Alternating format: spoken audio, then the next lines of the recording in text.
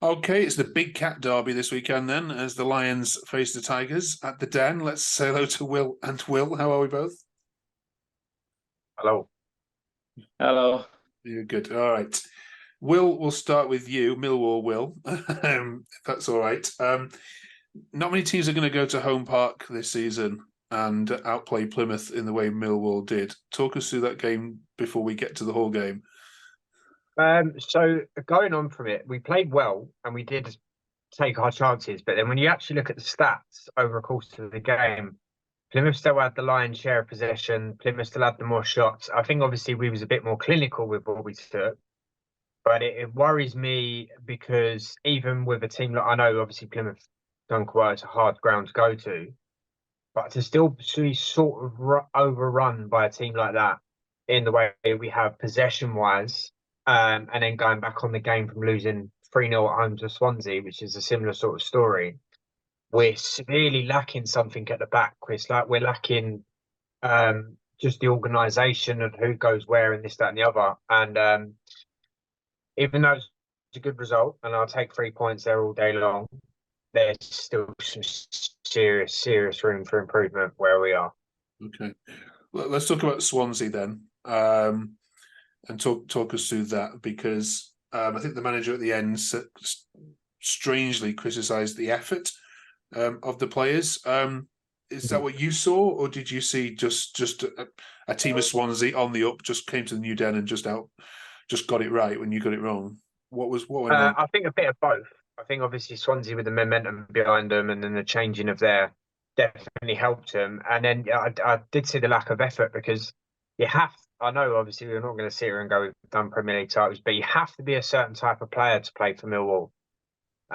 You have to be able to be a sort of player that takes the fans getting on your back and getting against you. I know that hasn't helped our reputation in years, but that is the sort of ground that you're going to. It's very close to the pitch. And we, even with the few thousand that we do get in, we do generate some atmosphere. And it just seemed there was just no desire to play for the shirt. Fleming doesn't look half the player that he was last season. Nesbitt looks okay, but doesn't look like the goal scoring. I think, like I said, we need to get more service to Bradshaw. But I think, yeah, Swansea just on the up, and then just the discombobulation from us was just goes hand in hand with each other. Yeah, I mean, it seems like you actually prefer to play away from home at the moment. Is the Den a problem? It's not something that I'd like to see become a problem, but it looks like it is becoming a problem. Especially over the years, we've made that ground such a fortress. So it was a hard place to go to any team to grind out a result. Just look at the FA Cup runs we've had over the years. But if it becomes a problem winning at home and it is more away, you will see the fans start to get on Rowett's back a bit more, because that is the one place obviously you want to see your team winning of all places.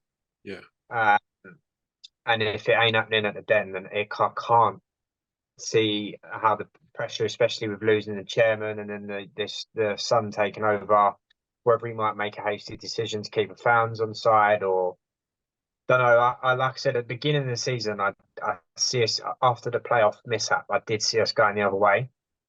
But we made some positive signings and things like that. So I was okay. But now I'm looking. I'm being honest. We're looking at a mediocre Championship mid-table side at the moment.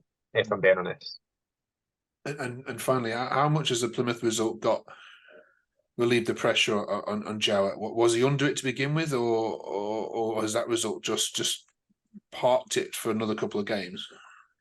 I think the pressure wasn't building, but it was starting to bubble. There was starting to be simmers of it. But I think the result definitely at home was then obviously that was now starting to overflow. But Plymouth might have bought him another 2 games, I say, because at the end of the day, we would have been expecting at the start of the season to be winning away at Plymouth, and we would have been expecting at this point to be winning away at Plymouth. No one would have said that would have been a place where we'd struggle to go and get a result. Yeah. So realistically, I think, yeah, like I said, it's bought him a couple of games, but we don't see a turnout at home to Hull. And again, it's another game that worries me because Hull do look good when they have the ball. And we are not a team that plays with the ball and not playing very well without the ball at the moment. So if we lose another 3-0 at home, then pressure's definitely on his back. Yeah, and it's never good to lose before the international break, is it? Because if you get a chairman with jittery fingers, you never know what button's going to be fired. All right, thanks, Yeah. Will. Back to you in a minute for a prediction. Will, Hull never like really going to the Den. You haven't won there since 2013. We'll get on to your prospects this in a second. Let's talk about your last two fixtures though. No win or one win in the last five. Nice side, great footballing side, but something's just not clicking. No, well, leaking goals for a fact. Like look at the Ipswich game on Tuesday. We just let them in basically. You go to our forwards. None of them not really firing again. I think a lot of fans think we're relying too much on Tufan. Before he was always their main attacker, but again, Lakilo, Traore, and even Delap on the odd occasion is going well on the wings and in the cam position. Put Connolly up front, and he does do well. But Connolly is still, as Rosina says, is not 100%. He's still got a bit of a niggle from his illness he's had, and a bit of a niggle on one of his injuries, which Rosina's keeping quite quiet with. Yeah, I mean, it's still it's your first defeat since the opening day, isn't it? In Ipswich, and look, Ipswich are flying at the moment. So there's lots of teams that yeah, you can't fault that at all with them. Rosina did say after the game, "I let the team down." He took responsibility for the defeat. What did you make of that statement? Well, I think the way he's saying that he's taking the heat off all the fans as he should do. He's put the team out there, put his style on the players to say do this, do that. The style didn't work. The way we set up to play Ipswich knew what we're doing and just countered it every single time and cost us all the goals. We couldn't attack them properly now when he couldn't adapt any formation to accommodate it. So we couldn't attack. We couldn't press forward enough. There was a small 10-minute period in the first and second half where we had something good and the fans were going for it. But after that, it was just us 3-0 down. You're like, give us at least a goal to cheer, and it was just nothing.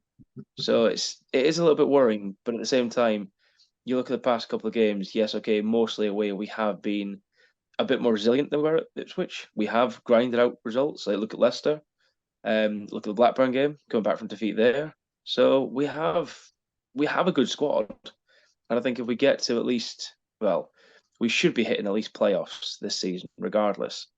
But we just need to actually be more clinical up front, I think. All right. I can't call this one this weekend. Last year it was 0-0 at the Den, and I hark back to you the first time these two clubs ever played each other 0-0. This could go either way. Millwall prediction? A 0-0 or a scrappy 1-0 either way, I think. Hull will? Good.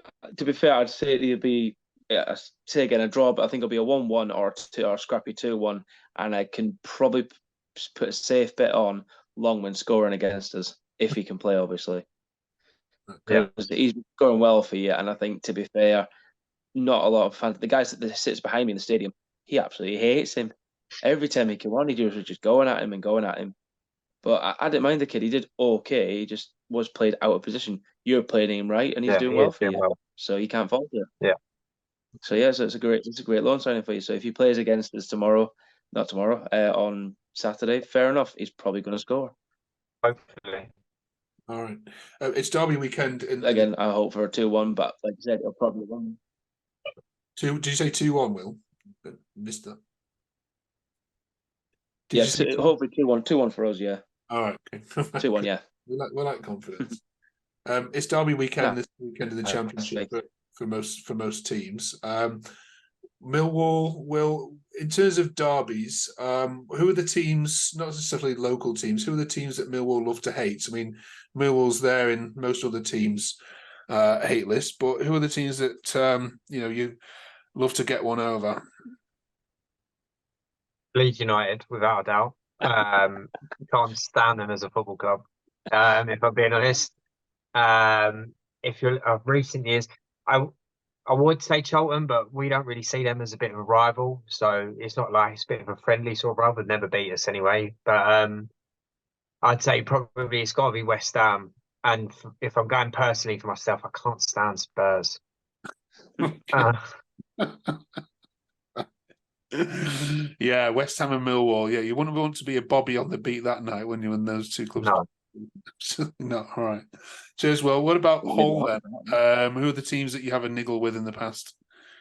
Well, I think to be fair, I think it's every Yorkshire club really. We just want to be the best in Yorkshire. That's all it is.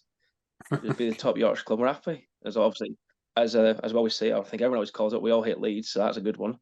But Right. I think what was it, like, we had Barnsley a few seasons ago, and then we had obviously Sheffield Wednesday we played. That was a good game as well, beat them 4-2. So as long as we beat the Yorkshire clubs, we're happy. Yeah.